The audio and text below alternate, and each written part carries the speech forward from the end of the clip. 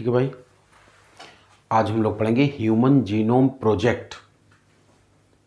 किस सन में शुरू हुआ था? सन 1990 में, और कंप्लीट हुआ था 2003 में, अर्थात 13 साल का काम हुआ था। क्या होता है जरा देखो तो। पढ़ाएं इससे पहले एक बात बताओ कि हम लोग हेप्लॉयड होते हैं डिप्लॉयड? डिप्लॉयड होते हैं। क्या मतलब होता है इसका? देखो, जैसे मान लो ये हमने आंटी जी बनाई, और इसका मतलब ये होता है डिप्लॉयड होने का कि हम लोगों में प्रत्येक क्रोमोसोम की दो दो कॉपी होती है। ऐसा लगता है ये पहली जोड़ी के दो क्रोमोसोम्स, दूसरी जोड़ी, तीसरी जोड़ी के, चौथी जोड़ी के, पांचवी जोड़ी के, छठवीं जोड़ी के, करते करते करते करते करते करते हम लोगों में ऐसे टोटल कितने जोड़ी क्रोमोसोम्स होते हैं? 23 पेयर। अलग बात है कि लास्ट में दोनों एक जैसे हैं। अगर इनको सिंबल से दर्शाएं तो इधर वाले को जो सिंबल देंगे वही इधर वाले को भी देंगे, तो हम समझ जाते हैं कि ये हमने किसी लड़की का डायग्राम बनाया, किसी फीमेल का बनाया। ठीक है ना? ये एक्स क्रोमोसोम फीमेल में होते हैं। तो हम तुमसे ये कहा करते हैं कि हम लोग डिप्लॉयड होते हैं और हम लोगों में इस तरह से 23 पेयर क्रोमोसोम्स होते हैं। ऐसे क्रोमोसोम को एक नाम दे दे तो बढ़िया रहेगा। ध्यान करो, कभी कभी हम कहा करते हैं कि तुम एक टेप रिकॉर्डर की कैसेट को क्या मान लो? क्रोमोसोम मान लो। उसकी रील अंदर जो होती है, अभी दिखाएंगे हम, उसी को डीएनए मानो। रील का एक टुकड़ा जहां तक एक गाना प्रिंटेड होता है, उतना टुकड़ा उस गाने का जीन कहलाता है। वो चरखी जिसके ऊपर रील लिपटी होती है, उसी को कहते हैं हिस्टोन। Histone protein. तो इस तरह से 23 जोड़ी क्रोमोसोम्स होते हैं, या हम कहते हैं हमारे अंदर 23 जोड़ी पिक्चरों के गाने होते हैं। ऐसे याद नहीं रहेगा तो इनको नाम दे दे। जैसे ऐसा लगता है ये कैसेट है दिलवाले दुल्हनिया ले जाएंगे, तो ये दूसरी कैसेट भी दिलवाले दुल्हनिया ले जाएंगे की ही होगी। ठीक? ऐसे प्रत्येक पिक्चर की हमारे अंदर 23 जोड़ी कैसेट है। हाँ, ये अलग बात है कि हम तो बताएं, अगर हम किसी मेल पे बताएं तो पहले हम इनको समझा दें फिर आगे बढ़े। तो एक क्रोमोसोम को कैसेट मानना और इनको हम नाम दिए दे रहे तो आसान हो जाएगा। कि जैसे मान लो हम तुम्हें कैसेट दिखाएं, ये तो सब लोग समझ ही गए कि ये है कैसेट, अंदर चरखी, वो हो गई हिस्टोन, उसके ऊपर लिपटी है रील, रील हो गई क्या? डीएनए। और इसी पर सारे गाने प्रिंटेड होते हैं। जहां तक एक गाना प्रिंटेड होगा वो टुकड़ा उस गाने का जीन हो जाएगा। तो इस तरह से जरा देखना एक बार, हम तुम्हें कुछ क्रोमोसोम्स दिखाते हैं। चलो स्टूल पर रख लेंगे तो तुम्हें साफ साफ दिखाई देगा। ऐसे समझना कि हमने सेल के अंदर से एक मान लो क्रोमोसोम निकाला, पहली जोड़ी का ये क्रोमोसोम है, दिलवाले दुल्हनिया ले जाएंगे। तो पता चला सेल के अंदर से एक और ऐसे ही क्रोमोसोम निकला, दिलवाले दुल्हनिया ले जाएंगे। दिख रहा है सही? फिर हमने अपनी सेल के अंदर से हाथ डाला और एक क्रोमोसोम निकाला, मान लो दूसरा क्रोमोसोम निकला है इश्क, रख दिया। एक और न्यूक्लियस में हाथ डाला, क्रोमोसोम निकाला, पता चले फिर एक इश्क और निकल आया। फिर हमने अगर सेल के अंदर हाथ डाल के क्रोमोसोम निकाला, मान लो क्रोमोसोम निकला है धड़कन, पता चला हमारे अंदर एक और धड़कन है ऐसे। ठीक है ना? चलो फिर पता चला, दिख रहा सही, कि हमने एक क्रोमोसोम निकाला, मान लो क्रोमोसोम का नाम है आन, ऐसे सजा दिया। एक और आन, ऐसे सजा दिया। करते करते मान लो ये क्रिस, तो क्रिस। इस तरह से हमारे अंदर प्रत्येक फिल्म की दो दो कैसेटें होती हैं। मान लो कुछ कुछ होता है तो इधर भी कुछ कुछ होता है, इधर भी कुछ कुछ होता है। मान लो पिक्चर है एक रिश्ता, तो इधर भी एक रिश्ता और इधर भी एक रिश्ता है। थोड़ा सा एक दो और लिखेंगे। चलो एक कैसेट क्रोमोसोम कहते हैं चाहे कैसेट कहते हैं, मान लो इसका नाम है मैंने प्यार किया, तो इधर भी मैंने प्यार किया। ऐसे करके अब नहीं अरेंज करेंगे, बहुत हो गई। तो ऐसे करके इधर भी हमारे पास 23 कैसेटों का एक ढेर होगा और इधर भी 23 कैसेटों का एक ढेर होगा। हाँ, आखिरी जोड़ी पर अगर इधर लज्जा पिक्चर है, लज्जा इसलिए ली इसकी लग रहा है कि लज्जा औरतों से संबंधित शब्द है, ऐसा लगता है एक्स क्रोमोसोम है। और इधर भी मान लो लज्जा है अर्थात एक्स क्रोमोसोम है, तो हम समझ जाएंगे ये सेल किसी फीमेल की है। और उनके अंदर ऐसे 23 पिक्चरों की दो दो कैसेटें हैं। लेकिन पुरुष कोई होता तो उसमें आखिरी जोड़ी पर मान लो एक एक्स क्रोमोसोम है, तो दूसरी एक्स नहीं होगी। मान लो उसकी जगह पर हम लिख दें किशोर कुमार, यानी कि पुरुष में लास्ट पेयर की दोनों कैसेटें अलग अलग होती हैं, एक फीमेलनेस वाली होती तो एक मेलनेस वाली होती, अर्थात एक एक्स क्रोमोसोम होता तो दूसरा वाई क्रोमोसोम होता है। अभी फिलहाल हम एक्स क्रोमोसोम पे ही समझाने की कोशिश करेंगे। तो इस तरह से हमारे अंदर 23 पिक्चरों की कैसेटें हैं। पता तुम्हें, पूरी साइंस पढ़ने के पीछे एक ही रीजन होता है, ह्यूमन वेलफेयर, मानव कल्याण। तुम भी जानते हो, हमने एसी बनाया अपने लिए बनाया, भैंस के लिए नहीं बनाए। साइकिल बनाई तो अपने लिए बनाई, स्कूटर, मोटरसाइकिल, टीवी, जो कुछ है सब मानव अपने कल्याण के लिए पड़ता है। तो वैज्ञानिकों के दिमाग में आया कि ये तो हमको पता हो गया कि ह्यूमन बॉडी सेल में 23 पेयर क्रोमोसोम्स होते हैं। सोचा ये कि अगर ये भी पता चल जाए कि इन 23 कैसेटों में, क्यों दोनों सेट में ये पता चल जाए कि टोटल गाने कितने हैं हमारे अंदर, अर्थात टोटल जीन्स कितने हैं। फिर अगर ये पता चल जाए कि कौन सा गाना किस कैसेट पर है, अर्थात कौन सा कैरेक्टर, किस कैरेक्टर का जीन किस क्रोमोसोम पे है। फिर ये भी अगर पता चल जाए कि मान लो पहला गाना है रुक जा ओ दिल दीवाने, ये गाना DDLJ का है, अगर ये भी पता चल जाए कि रुक जा ओ दिल दीवाने लिखने में कौन कौन से अल्फ़ाबेट के कौन कौन से लेटर इस्तेमाल होते हैं, समझ पाए क्या हम कह रहे हैं।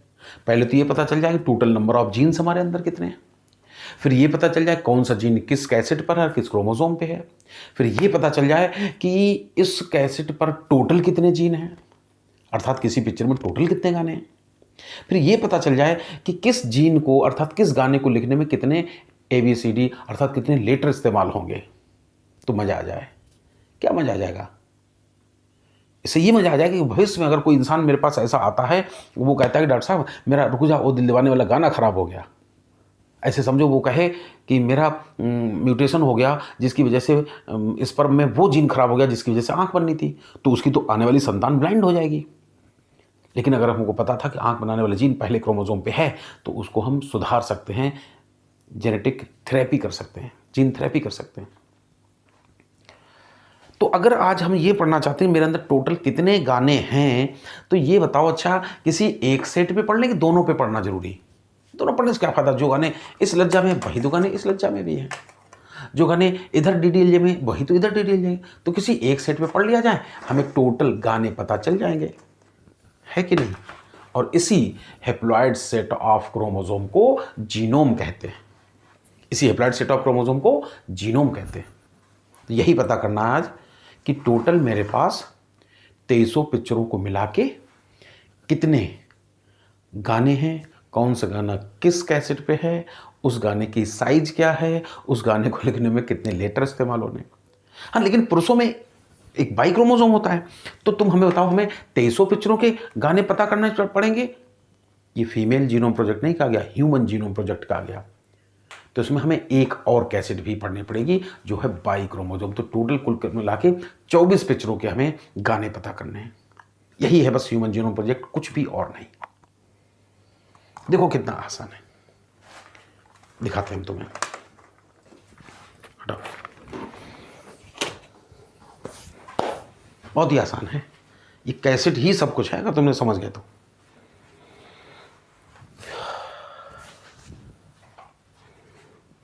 देखो, तो पहले तो ये बताओ कि ह्यूमन जीनोम प्रोजेक्ट पढ़ने के लिए हमको कोई सोमैटिक सेल चाहिए या स्पर्म और ओवा चाहिए? स्पर्म और ओवा चाहिए, क्योंकि वो हैप्लॉइड होते हैं, उनमें क्रोमोसोम का एक सेट आता है, दूसरा दूसरे स्पर्म या ओवा में चला जाता है। हैप्लॉइड सेल स्पर्म ओवा को कहते हैं हमारे अंदर, गैमीट्स। तो हुआ क्या, सबसे पहले हमने, अब ये हैं भाभी जी,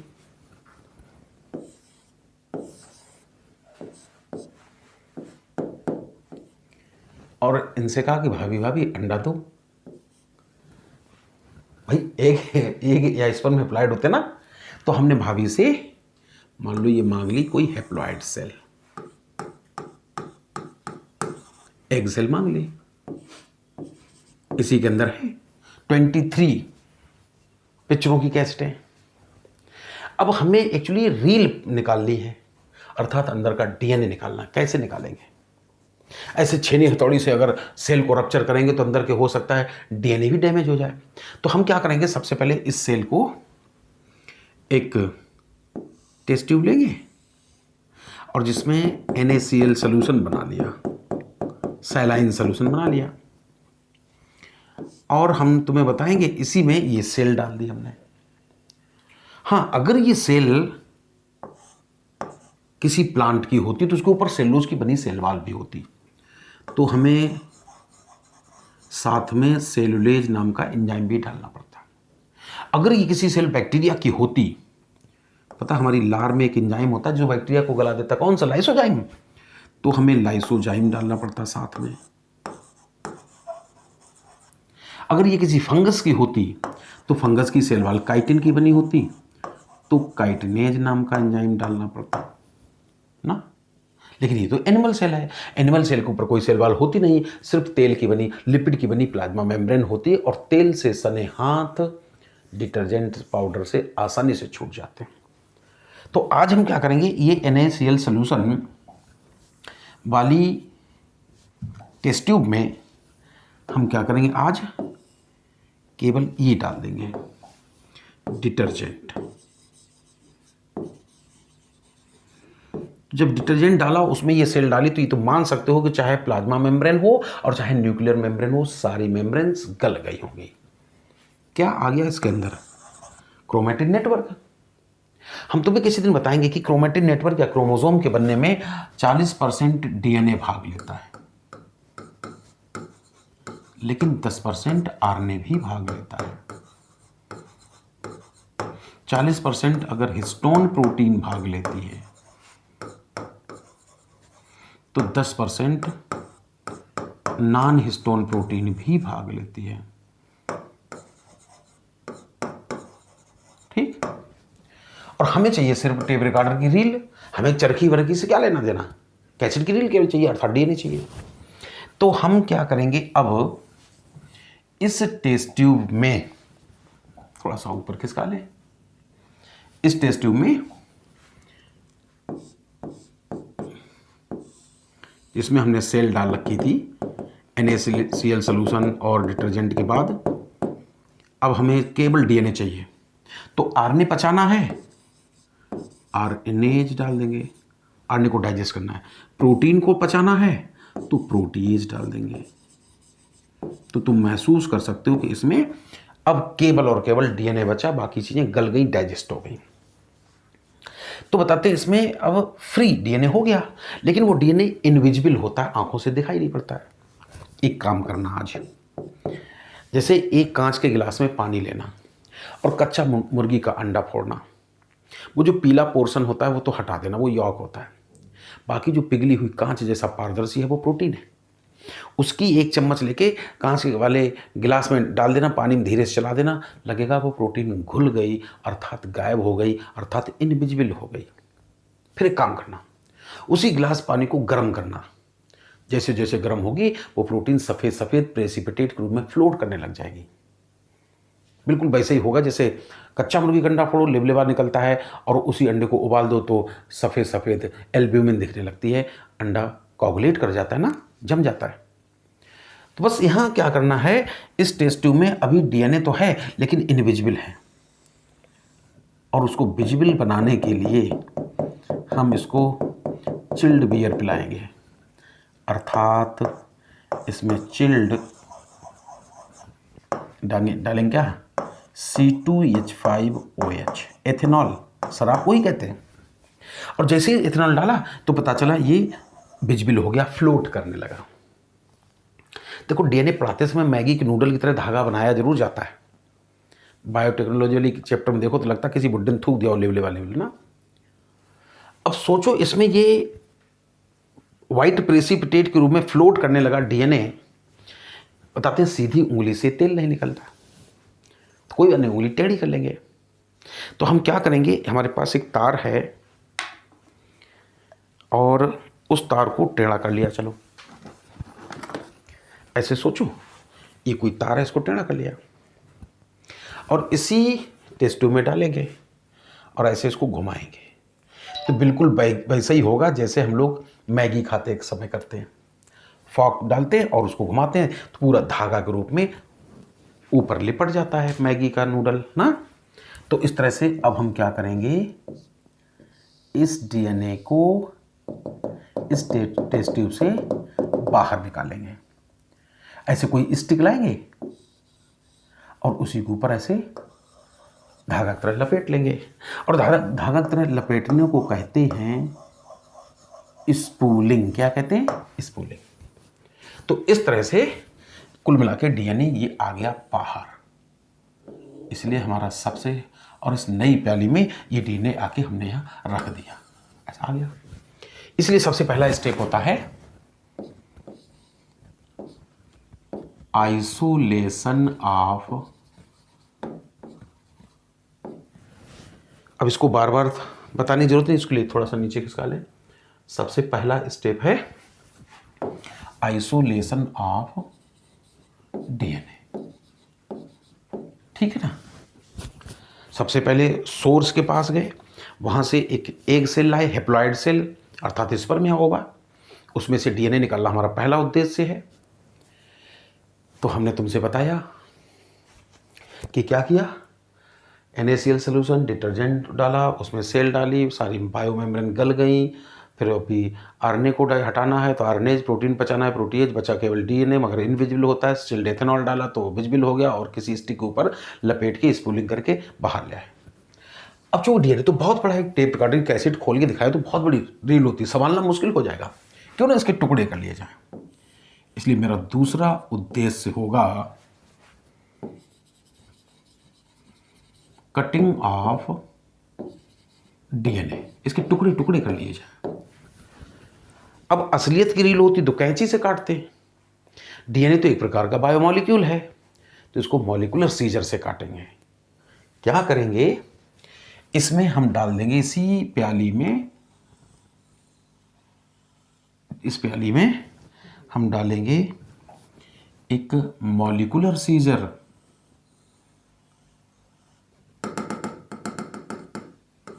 मॉलिक्यूलर सीजर डालेंगे जिसका नाम है रेन अर्थात रेस्ट्रिक्शन इंडोन्यूक्लिएज। कोई नई बात नहीं है। अगर डीएनए को एक साइड से किनारे किनारे काट रहे होते तो एक्सोन्यूक्लिएज कहलाते हैं, अंदर से अचानक काटोगे इंडोन्यूक्लिएज। इंडो माने अंतः होता है। रेस्ट्रिक्शन क्यों कहते हैं ये बायोटेक्नोलॉजी में बताएंगे।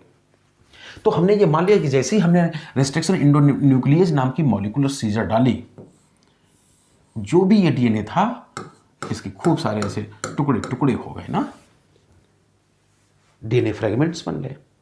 अब हम चाहते हैं एक एक टुकड़ा अलग अलग हो जाए, तो मेरा अगला उद्देश्य होगा separation of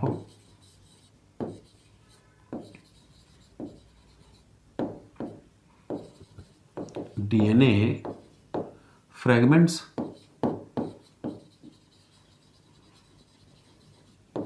separation of DNA fragments कैसे करते हैं, बाई जेल इलेक्ट्रोफोरेसिस द्वारा करते हैं। जेल इलेक्ट्रोफोरेसिस कुछ नहीं होता इसमें, हम थोड़ा सा सिंपल करके दिखाएंगे तुम्हें। देखो इस तरह का एक डिब्बा होता है, बिल्कुल ऐसा नहीं होता है लेकिन ये कुछ ज़्यादा ही गहरा है। इस जगह एक डिब्बा होता है, इसमें तार जुड़े होते हैं, वो भी नंगे, ऊपर का इंसुलेशन हटा दिया जाता है, ठीक, जिससे करंट आ सके। और ऐसे 2 तार जुड़े होते हैं। अब जैसे मम्मी रोटी बनाती है तो सूखा आटा लो, अगर पानी में डाल दो क्या है, लिबलिबी लिबलिबी लेई बन जाएगी। तो वैसे ही इसमें थोड़ी गहराई में पानी भर दिया और ऊपर से आटा, पता आटा एक प्रकार का कार्बोहाइड्रेट है। तो ऐसे ही किसी समुद्री एल्गी अर्थात सी बीड से निकाला गया एक कार्बोहाइड्रेट होता है अगेरोज। पानी भरने के बाद, थोड़ा सा पानी भरने के बाद उसमें अगरोज नाम का पाउडर डाल देते हैं, आटा की तरह पाउडर डाल देते हैं।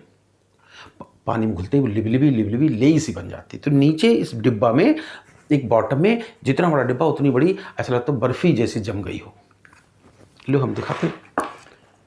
तो ये डिब्बा था, इसमें ऐसा लगता है ये ऐसे बर्फी जैसी जम गई हो, ऐसे जमी ये बर्फी, ठीक। अब क्या करते हैं, इस जेली में जिसे बाल बनाने वाला कंघा होता है वो ऐसे धंसा देते हैं, तो कंघा के कांटे जो हैं कहीं चुभ जाएंगे, इसमें छेद हो जाएंगे। तो इस तरह से इस जेली में कहीं कहीं पर छेद हो जाते हैं। लेकिन ये बेल बनाते समय, ये गड्ढे करते समय ध्यान रखा जाता है क्या, जैसे मान लो यहाँ थोड़ा सा बना लें, ऐसा लगता है ये है जेली,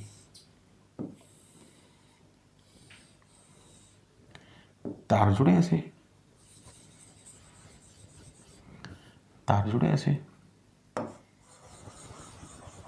बैटरी से कनेक्शन कर देंगे। लेकिन हम तो बताते हैं कि मत भूलना, इन जो बेल बनाए हैं, जो कुएं बनाए हैं, इनमें हम न्यूक्लिक एसिड, डीएनए एक प्रकार का न्यूक्लिक एसिड, और एसिड कोई भी हो, एसिड हमेशा होते हैं कैसे, निगेटिवली चार्ज्ड मॉलिक्यूल। तो बेल बनाते समय यह ध्यान रखा जाता है कि जिधर बैटरी का माइनस हो उधर बेल बनाने चाहिए। ऐसे तो तार जोड़ दिए इससे, क्यों, क्योंकि यहां अगर बेल बनाओगे और इनमें ऐसे बेल बनाए जाते हैं, तो न्यूक्लिक एसिड डालो तो माइनस हमेशा प्लस की तरफ दौड़ेगा, तो इधर डीएनए मॉलिक्यूल को दौड़ने के लिए स्पेस मिल जाएगा, जगह मिल जाएगी। अब क्या होता है, इस तरह का एक माइक्रो पिपेट होता है। ये तो हम तो इंजेक्शन ले आए, 3 रुपए में काम चल गया। इसमें ml में निशान लगे होते हैं, उसमें माइक्रो लीटर में निशान लगे होते हैं। इस मिक्सचर को इसमें से ऐसे भरा, ठीक, और इन्हीं जेली में से, इन्हीं बेल में ऐसे डाल दिया और स्विच ऑन कर दिया। मत भूलना कि चूंकि डिब्बा में था पानी, जब डिब्बा में पानी था तो जैसी बैटरी से तार जोड़ोगे एक करंट प्रवाहित हो जाएगा। इधर चूंकि माइनस है, इधर है प्लस। इनमें भरे हैं डीएनए फ्रैगमेंट अर्थात निगेटिवली चार्ज मॉलिक्यूल, तो वो प्लस की तरफ दौड़ेंगे। और जब वो प्लस की तरफ दौड़ेंगे तो बताओ, अगर किसी दलदल में दौड़वाएं तो हाथी तेज दौड़ लेगा कि चूहा कि कुत्ता, शरीर जिसका जितना भारी होगा, या जैसे छोटे छोटे लोहे के टुकड़े हो, तुम दूर से मैग्नेट दिखाओ तो मैग्नेट के ज़्यादा पास में आ जाएंगे हल्के टुकड़े। तो डीएनए जैसी स्विच ऑन करते हैं तो होता क्या है, डीएनए फ्रैगमेंट अलग अलग होने लगते हैं। लेकिन बताते हैं सबसे दूर तलक जाता है जो सबसे छोटा होता है, ठीक। सारे डीएनए फ्रैगमेंट अलग अलग हो गए। लेकिन बताते हैं इस जेली में भी ये डीएनए फ्रैगमेंट ऐसे दिखाई नहीं पड़ते, तो इसके ऊपर एक डाई डालती है, रंग डालते हैं। उस डाई का नाम होता है, बायोटेक्नोलॉजी में बताएंगे, इथिडियम ब्रोमाइड। और फिर इसको धुल देते हैं, फिर भी नहीं दिखा देते। लेकिन जैसे ही इसके ऊपर हम अल्ट्रावायलेट रेज डालते हैं तो ये डीएनए फ्रैगमेंट ऑरेंज कलर के दिखने लगते हैं। जेली किसकी बनी, अगेरोज नाम के कार्बोहाइड्रेट की। डाई कौन सी डाली, रंग कौन सा डाला, इथिडियम ब्रोमाइड। फिर भी ये डीएनए फ्रैगमेंट इसमें धसे हुए दिखते कि नहीं दिखते, नहीं दिखते। तो क्या करना पड़ता है, अल्ट्रावायलेट रेज डालते हैं। अल्ट्रावायलेट रेज डालते ही कैसे दिखने लगते हैं, ऑरेंज कलर के। और इसमें से निकाल, नोज के बाहर निकाल लेते हैं। बाहर निकालने को कहते हैं इल्यूशन। क्या कहते हैं, इल्यूशन कहते हैं। याद रहे, यहां पे था शब्द स्पूलिंग, यहां था इल्यूशन। इस तरह से हम मान सकते हैं कि मेरे सारे डीएनए, अब इसको हटा दें क्योंकि जगह मिल जाए, या बहुत छोटा सा कर दें, तो तुम अब महसूस कर सकते हो कि सारे डीएनए फ्रैगमेंट हमारे अलग अलग हो गए, ठीक। जेल इलेक्ट्रोफोरेसिस की मदद से हमने डीएनए फ्रैगमेंट्स अलग अलग कर लिए। अब तुम्हारे ऊपर तुम्हारा उद्देश्य क्या है। चूंकि ये डीएनए फ्रेगमेंट बड़ी मुश्किल से अलग हो पाए, कहीं खो खवा गए तो बर्बाद हो जाओगे, दोबारा अंडा थोड़ी देगी भाभी। तो चाहो प्रत्येक फ्रेगमेंट की मल्टीपल कॉपी बना लो, कहते हैं इसको एम्प्लीफिकेशन।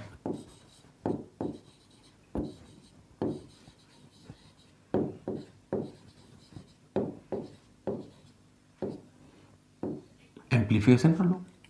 और हम तुम्हें बताएंगे कि ये जो एम्प्लीफिकेशन किया जाता है, जैसे हम बोलते हैं तो तुम उतनी तेज नहीं बोलते जितनी तेज तुमको सुनाई देता है, क्योंकि वो जो मशीन रखी ना एम्पलीफायर कहते हैं, वो हमारी लाउडनेस को बढ़ा देती है और वो स्पीकर के थ्रू तुमको सुनाई पड़ती है।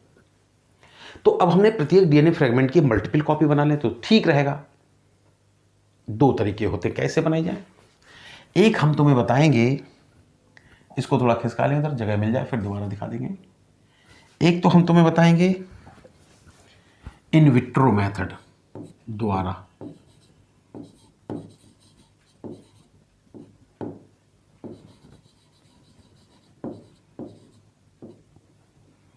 और एक बताएंगे इन वीवो मेथड। क्या होता अंतर दोनों में? देखो, विट्रियस मानो होता ग्लास लाइक, और ग्लास अर्थात कांच की बनी चीजें बायोलॉजी की लैब में इस्तेमाल की जाती हैं, जैसे flask, test tube, slide, cover slip, petri dish, burette, pipette. तो जब कोई चीज इन विट्रो कह दी जाए तो तुम समझ जाया करना कि ये काम लैब में हो रहा। और वाइवो मानो होता लाइफ, अगर किसी जीवित ऑर्गेनिज्म के ऊपर जब कोई काम किया जाता है तो उसको हमेशा इन विवो कहा जाता है। इन विट्रो मेथड में बायोटेक्नोलॉजी में पढ़ाएंगे, एक शब्द होता है पीसीआर, पॉलीमरेज चेन रिएक्शन, और इन विवो मेथड को कहा जाता है जीन क्लोनिंग। क्या कहा जाता है? Gene cloning. ठीक, हाँ ये अलग बात है। तो इस तरह से हम मान लेंगे कि हमने प्रत्येक फ्रेगमेंट की मल्टीपल कॉपी बना ली। अब जीन क्लोनिंग करना है, जैसे मेरे पास एक रील का टुकड़ा है, उसकी बहुत सारी डबिंग करना चाहें तो उसको किसी दूसरी कैसेट के बीच रील में टुकड़े में दूसरी कैसेट के रील के बीच में चिपकाना पड़ेगा, तो उसके गाने डब होंगे, साथ में तुम्हारा गाना भी डब हो जाएगा। हाँ, जीन क्लोनिंग करने के लिए एज ए वाहक, एज ए वेक्टर कौन इस्तेमाल किया जाता है, ये डिपेंड करता है इन फ्रेगमेंट के साइज पर। हालांकि ह्यूमन जीनोम प्रोजेक्ट में हम तुम्हें बताएंगे आर्टिफिशियल क्रोमोसोम इस्तेमाल किए जाते हैं, एज ए वेक्टर इस्तेमाल किए जाते हैं बैक या फिर याक। पूरा नाम बताओ भाई, बैक्टीरियल आर्टिफिशियल क्रोमोसोम या फिर ईस्ट आर्टिफिशियल क्रोमोसोम इस्तेमाल किया जाता है। ठीक, अब क्या करो? अब कुछ नहीं, अब इनको पढ़ो जाके।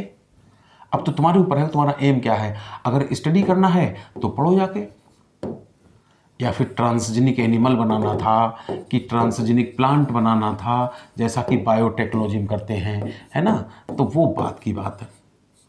या माइक्रोब बनाना है तो वो बात क्या। लेकिन आज हमारा उद्देश्य है कि इस डीएनए फ्रेगमेंट पर कौन सा गाना है ये स्टडी करना। फिर समझो एक बार, बहुत ही सिंपल है। सबसे पहले हम क्या करेंगे कि एक हेप्लॉइड सेल लेंगे। एग्जाम्पल के लिए हमने यहाँ क्या लिया? एग। फिर क्या करेंगे? उसके अंदर से डीएनए निकालेंगे। हेडिंग होनी चाहिए आइसोलेशन ऑफ डीएनए। तरीका क्या बताया कि टेस्ट ट्यूब में नमक का पानी बनाओ, सोल्यूशन बनाओ, और उसमें थोड़ा डिटर्जेंट पाउडर या डिटर्जेंट केक डाल दो, घोल दो। फिर सेल डालोगे, सारी बायोमेम्ब्रेन गल जाएंगी, क्रोमेटिन नेटवर्क फ्री हो जाएगा। लेकिन तुम्हें तो सिर्फ डीएनए चाहिए, इसलिए उसमें हिस्टोन प्रोटीन या नॉन हिस्टोन प्रोटीन पचाने के लिए प्रोटीएज डाल दो, आरएनए खत्म करने के लिए आरएनएज डाल दो। डीएनए फ्री हो गया, मगर वो इनविजिबल होता है। उसको विजुलाइज करने के लिए हमें चिल्ड एथेनॉल डालना पड़ता है, वाइट प्रेसिपिटेट के रूप में टेस्ट ट्यूब पे फ्लोट करने लगता है। किसी स्टिक, किसी लकड़ी के ऊपर उसको हम गुल्लिया की तरह लपेट लेंगे, अर्थात स्पूलिंग कर लेंगे, दूसरी प्याली में रख लेंगे। फिर हमने कटिंग ऑफ डीएनए करेंगे, जिसके लिए हमें मॉलिकुलर सीजर इस्तेमाल करनी पड़ेगी। नाम होता है एंडोन्यूक्लिएज, पूरा नाम होता है रेस्ट्रिक्शन एंडोन्यूक्लिएज। फिर हम क्या करेंगे? प्रत्येक टुकड़े को अलग अलग करेंगे। प्रत्येक टुकड़े को अलग अलग करने के लिए हमें कोई तरीका अपनाना पड़ेगा, जिसका नाम है जेल इलेक्ट्रोफोर्सिस, जिसमें जेली बनी होती है किसी कार्बोहाइड्रेट की, जिसका नाम था अगेरोज, जो कि सी वीड, समुद्री खरपतवार अर्थात समुद्री एल्गी से निकाली जाती है। और हमने तुमसे बताया था इसमें तमाम सारे बेल बनाए जाते हैं। बेल हमेशा नेगेटिव इलेक्ट्रोड की तरफ बनाए जाते हैं और माइक्रो पिपेट से इनमें भर दिए जाते हैं डीएनए फ्रेगमेंट्स का मिक्सचर। स्विच ऑन करते हैं तो जिधर पॉजिटिव होता है उधर ये डीएनए फ्रेगमेंट दौड़ने लगते हैं। जो लाइट वेटेड होता है वो सबसे दूर तक चला जाता है। फिर इसमें से हम डीएनए फ्रेगमेंट नोच के अलग निकालते हैं। नोच के अलग निकालने को कहा था इल्यूशन, वहाँ पर था स्पूलिंग। अब हम चाहते हैं इन डीएनए फ्रेगमेंट की मल्टीपल कॉपी बना लें। हेडिंग का नाम होता है एम्प्लीफिकेशन। मल्टीपल कॉपी बनाने के दो तरीके होते हैं। लैब में बनाएंगे तो पीसीआर कहते हैं, किसी बैक्टीरिया अर्थात किसी ऑर्गेनिज्म से बनवाएंगे तो उसको जीन क्लोनिंग कहते हैं। जीन क्लोनिंग में बैक्टीरिया का प्लाज्मिड इस्तेमाल किया जाए या वायरस का जीनोम इस्तेमाल किया जाए, ये सारा डिपेंड करता है कि इस डीएनए फ्रेगमेंट का साइज कितना है ना। तो इसलिए हमने कहा था ह्यूमन जीनोम प्रोजेक्ट में आर्टिफिशियल क्रोमोसोम्स इस्तेमाल कर दिए जाते हैं, बैक्टीरियल आर्टिफिशियल क्रोमोसोम या ईस्ट आर्टिफिशियल क्रोमोसोम। अब हमारे एक एक फ्रेगमेंट के तमाम कॉपी बन चुकी। अब ले जाके हम इनको पढ़ाई करेंगे। ठीक, क्या पढ़ाई करेंगे जरा देखो। हमने क्या किया, एक बड़ा सा डीएनए बना लिया। ऐसा लगता है कि हमने दिलवाले दुल्हनिया ले जाएंगे इस कैसेट पे हम ये पढ़ना चाहते हैं कि टोटल गाने हैं कितने। ये तो देश था 6 गाने हैं कि 7 गाने। एक तो ये पता करना था कि 2300 पिक्चरों में टोटल कितने गाने हैं, कौन सा गाना किस कैसेट पे है, और प्रत्येक गाने को लिखने में एडेनिन, गुआनिन, साइटोसिन, थायमिन के रूप में टोटल कितने लेटर इस्तेमाल करने पड़ते हैं। तो ये हमने तुम्हारे सामने एक डीएनए बनाया। और डीएनए हो या आरएनए हो हमेशा 5 to 3 डायरेक्शन में ही पढ़े जाते हैं। मान लो ये डीडीएलजे पिक्चर का पहला गाना है, पहले गाने का डीएनए फ्रेगमेंट है। जब हमने लिखना शुरू किया, अच्छा ऐसे कैसे लिख लें, रील देख के तो समझ ही नहीं पाएंगे, क्या करना पड़ता होगा, गाना बजाना पड़ता होगा। हमने कहा था जीन को आंखों से नहीं देख सकते हो, जब उससे मैसेंजर आरएनए बनता, मैसेंजर आरएनए से प्रोटीन बनती, तो प्रोटीन के साइज से अंदाजा लगाया जाता है कि प्रोटीन में 1 अमीनो एसिड है, तो समझ जाते हैं डीएनए में उसकी जगह पर 3 नाइट्रोजनस बेस होंगे। कोडवर्ड पता करेंगे, कोडवर्ड से फिर टेम्पलेट स्टैंड के नाइट्रोजनस बेस पता करेंगे। इसलिए थोड़ा सा इस काम कठिन है। इसमें फ्रीडरिक सैंगर ने जो मशीन तैयार की थी उनकी भी मदद ली जाती है। तो चलो हमने रुक जा ओ दिल दीवाने गाने जैसे देखा कि डीएनए पर पहला गाना है रुक जा ओ दिल दीवाने। एक एक लेटर लिखने जा रहे हैं। तो सबसे पहले हमने RUK लिखा, रुक बज पाया, फिर चू चू चू चू की आवाज आने लगी, फिर रुक जा जा JA आया, फिर धुर्र खराब कैसेट आ गई, ओ फर्र खराब आ गई, दिल दीवाने। ठीक, तो इस तरह से किसी भी रील के टुकड़े का एक एक लेटर लिखना, RUKCH, चूचू है चाहे पूपू है उससे मतलब नहीं, सब एक तरफ से लिख डालो। तो इस लिखने को तो कहते हैं सीक्वेंस एनोटेशन। क्या कहते हैं? सीक्वेंस एनोटेशन कहते हैं। एक तरफ से सारे नाइट्रोजनस बेस का सीक्वेंस लिख डालो, तब तो सीक्वेंस एनोटेशन कहलाएगा। लेकिन इन पे अगर हाईलाइट कर दिया जाए कि भाई ये वाला गाना असली है, इतना टुकड़ा, ये सचमुच में गाना है, तो ये खराब है, फिर ये सचमुच में गाने वाले लेटर हैं, रुक जा ओ दिल दीवाने, बाकी ये खराब हैं, फिर ये असली लेटर है, रुक जा ओ दिल दीवाने पिक्चर का, गाने का, फिर ये असली है। तुमने देखा कई बार हम लोग अगर किसी शॉपिंग मॉल से कपड़े खरीदने जाओ तो तुरंत प्राइस टैग देखते हैं, भाई ये शर्ट कितने रुपए की है, टैग देखते ना। तो इस तरह से पूरे एक तरफ से सारे सीक्वेंस लिख डालना तो कहलाता है सीक्वेंस एनोटेशन। मगर जो जो नाइट्रोजनस बेस अच्छे हैं, आरएनए बना के भविष्य में प्रोटीन बना सकते हैं, उनको हाईलाइट कर देना ही कहलाता है एक्सप्रेस्ड सीक्वेंस पर निशान लगा देना, टैग लगा देना, अर्थात एक्सप्रेस्ड सीक्वेंस टैग कहलाता है। तो इस तरह से एक तरफ से सारी 2300 पिक्चरों की, पुरुष की बात करें तो टोटल 2400 पिक्चर की गाने पता किए जाते हैं। ठीक, अच्छा एक बात, कई बार कैसेट खराब होती है, चू चू चू चू लिखा है। अब ऐसा लगता है एक चू यहां से यहां तक है, फिर एक और चू यहां से यहां तक, एक और चू यहां से यहां तक, फिर धुर्र, ये दूसरा जीन है, फिर यहां तक धुर्र लिखा है, फिर वही स्पेलिंग रिपीट हो गई, फिर वही स्पेलिंग रिपीट हो गई, फिर वही स्पेलिंग ना। जैसे एक बार रुक जाओ तो बात समझे किसी चीज़ का बार बार आना रिपीटिशन तो कहलाता, मगर एक के बाद तुरंत आ जाना, तुरंत के बाद तुरंत आ जाना, है ना, एक के पीछे एक अगर same nitrogenous base sequence repeat करता है तो इसको कहा जाता है टैंडम रिपीटिशन। क्या कहा जाता है? टैंडम रिपीटिशन कहा जाता है। पास होता ना, कुछ ही रिपीट तो अलग अलग कर सकती थी, लेकिन एक के बाद एक, एक के बाद एक के बाद। और इस तरह से जब हमने अपना पूरा जीनोम प्रोजेक्ट पढ़ा तो गजब के नतीजे पर पहुंचे। क्या नतीजे पर? पहले पहले तुम भी देख लो, अभी पूरा गाना हम लिख तक नहीं पाए, रुक जाओ दिल दीवाने, जरा सा रुक जाओ, जरा अंतरा लिख पाए होंगे, मुखड़ा लिख पाए होंगे, और इतना यहाँ से यहाँ तक, यहाँ से यहाँ तक और यहाँ से यहाँ तक सबका एसिड खराब ही है। हमारे डीएनए की ज़्यादातर रील खराब होती, नॉन फंक्शनल होता डीएनए। तो इस तरह से जब 23 के 23 पिक्चरों को पढ़ा गया तो वैज्ञानिकों ने एक अजीबोगरीब चीज़ देखी। क्या? देखो जरा, ये देखा। तो अब ये पॉइंट है, सिंपली हम इनको तुम्हें हाईलाइट करके दिखाई दे रहे हैं। जब ऑब्जर्व किया तो ये पाया, क्या पाया? पहला तो ये पाया कि टोटल ह्यूमन जीनोम कंटेन्स इतने जीन, इनकी 23 पिक्चरें मिला दें तो कितने गाने के जीन्स थे? नहीं, टोटल कितने लेटर लिखने पड़े, न्यूक्लियोटाइड बेस बनाने पड़े। कहाँ पहले समझते थे कि 3.3 इंटू 10⁻⁹ होते होंगे बेस पेयर।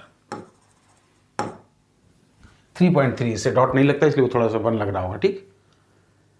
अगर इसको मिलियन में बदलें तो हमें 3 जीरो बढ़ाने पड़ेंगे, तो ऐसा लगता है ये दशमलव हट गया ना, इंटू 10⁶, और 10⁶ को मिलियन कहते हैं। तो पहले साइंटिस्ट समझते थे कि हमारे अंदर, हमारी एक हेप्लॉइड सेल में 3300 मिलियन नाइट्रोजनस बेस होते होंगे या न्यूक्लियोटाइड बेस होते होंगे, जबकि कुछ कम निकले, 3164 के लगभग आसपास निकले। एक बात। दूसरी बात, the average gene consist of इतने बेस। तो ये भी तुम जानते हो, ज़्यादातर गाने जो हैं वो 5 मिनट के आसपास होते हैं, है ना। अब ये अलग बात है, कुछ जनगण मन अधिनायक जया है 1 मिनट का नहीं होता है, 52 सेकंड का होता है। टीवी पहले आता था मेरे मिले सुर मेरा तुम्हारा तो सुर बने हमारा, खत्म ही नहीं होता था कभी। तो कोई गाना छोटा हो सकता है, बड़ा हो सकता है, इनकी किसी जीन का साइज छोटा हो सकता है, बड़ा हो सकता है, लेकिन एवरेज बात करें तो ज़्यादातर गाने लगभग 5 मिनट के होते हैं। इसी तरह हमारे गाने, हमारे जीन्स ज़्यादातर 3000 बेस से मिलकर बने होते ना, लेकिन लिखा है बट साइज वेरी ग्रेटली। जिनके साइज में बहुत अंतर हो सकता है, जैसे एक आध जीन ऐसे हैं जिसमें 2.4 मिलियन बेसिस होते हैं, है ना, 24 लाख के आसपास भी बेस होते हैं। दूसरा क्या पता, total number of gene estimated. जब तक ह्यूमन जीनोम प्रोजेक्ट का अध्ययन नहीं किया गया तब तक लोग समझते थे कि एक इंसान की हेप्लॉइड सेल में 30,000 जीन होते होंगे, ऐसा लगता 30,000 गाने होते होंगे। नहीं, 80,000 से 1,80,000 से लेकर 1,40,000 गाने होते होंगे, लेकिन सच्ची मुच्ची में पता चला कि मात्र 30,000 गाने ही होते हैं। और अनुमान लगाते थे कि 80,000 से लेकर 1,40,000 हमारे अंदर गाने होते होंगे, अर्थात जीन्स होते होंगे, लेकिन मिले कितने? इतने। दूसरी बात, ऑलमोस्ट ऑल, क्या ये भी पता चला, जब अलग अलग इंसानों का जीनोम प्रोजेक्ट पर अध्ययन करके देखा तो पता चला कि मेरी अगर पहली कैसेट का पहला गाना रुक जा ओ दिल दीवाने है तो तुम्हारी भी पहली क्रोमोसोम का पहला गाना रुक जा ओ दिल दीवाने ही होगा। अगर मेरे पहले गाने पर रुक के बाद चू चू चू चू आया था तो तुम्हारे भी पहले गाने पर रुक के बाद चू चू चू चू ही आएगा। जा रुक जा, जा के बाद धुर्र आया था, तुम्हारे में भी धुर्र होगा। क्योंकि जब सारा अध्ययन किया पता चला 2 इंसानों के जीनोम प्रोजेक्ट में 99.9% सिमिलरिटी होती है। कितनी? 99.9% सिमिलरिटी होती है सारे इंसानों में, सेम इन ऑल पीपल ना। दूसरा, the function are unknown for over 50% discovered genes. कहा था इतना सारा है, धुर्र पुर्र चुर्र, उनके तो काम ही नहीं पता। अगली सोचो, लेस देन 2%, हमने अभी क्या कहा था कि हमने इतना लंबा डीएनए बनाया और पूरा रुक जा ओ दिल दीवाने गाना नहीं लिख पाए, बस रुक जा ओ दिल लिख पाए थे। लेकिन चूं चूं पुं पुं धुर्र कितना धसा पड़ा। ऐसा लगता है हमारे डीएनए का मेजर पार्ट खराब ही होता, केवल कितना % काम होता है, 2%, लेस देन 2%। डीएनए ही अच्छा होता है। Repeated sequence makeup very large portion. चू चू पू पू धुर्र, ये ज़्यादातर डीएनए में यही घुसे होते हैं। फिर क्या पता है, repetitive sequence are stretch of DNA sequence that are repeated many times. ये अलग बात है, हमने तो चू चू 3 ही बार रिपीट किया था, धुर्र को 4 बार रिपीट किया था। ये कहते हैं 100 से लेकर 1000 टाइम्स रिपीट कर सकते हैं। अब चू चू चू चू हम 100 बार लिखेंगे पागल हो जाएंगे, इसलिए हमने 3 बार लिखा था। इसलिए हमारे डीएनए का मेजर पोर्शन खराब होता है, लेस देन 2% पोर्शन ही बचता है, फंक्शनल जीन होता है। फिर क्या लिखा, क्रोमोसोम 1 हैज मोस्ट जीन।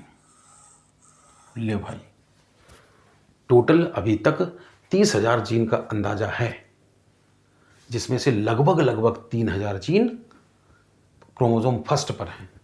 ऐसा लगता है हमारी सब पिक्चरों को मिला के 30,000 गाने हों, तो जिसमें से 2968 गाने अकेले DDLJ वाली कैसेट पे हो। और जो पुरुष का बाई क्रोमोसोम होता है उस पर सबसे कम कैरेक्टर के जीन होते हैं। कितने, मात्र 231। ठीक, और देखो, साइंटिस्ट हैव आइडेंटिफाइड अबाउट इतने million locations, 1.4 million locations where single base difference पाया जाता है। जैसे हमारे पास चू चू चू चू लिखा था, तो हो सकता है चू चू की जगह पे कहीं पर CHU कहीं पर CHO बन जाए। तो इस तरह के सिंगल नाइट्रोजनस बेस सीक्वेंस वाली टोटल इतनी जगह पाई जाती है, 1.4 मिलियन जगह पाई जाती है। इनको क्या कहते हैं, स्निप्स कहते हैं, सिंगल न्यूक्लियोटाइड पॉलीमॉर्फिज्म कहते हैं, स्निप्स। ठीक है, अच्छा ये आगे क्या लिखा, ये बताने पर बताएंगे। तो इस तरह से ह्यूमन जीनोम प्रोजेक्ट पढ़ा गया था। फिर एक बार ये ऑब्जर्वेशन है, ये वैल्यू चूक है, ये डेटा है, इसमें कोई मैकेनिज्म नहीं, तुम्हें याद करना पड़ेगा।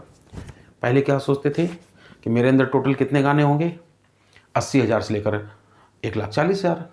सच्ची मुच्ची में कितने मिले, मात्र 30,000। उनमें से कितने भी गाने काम के, कितने बकवास हैं, 50% से ज़्यादा तो बेकार हैं। अच्छा, पूरे डीएनए का कितना हिस्सा अच्छा होता है, लेस देन 2%।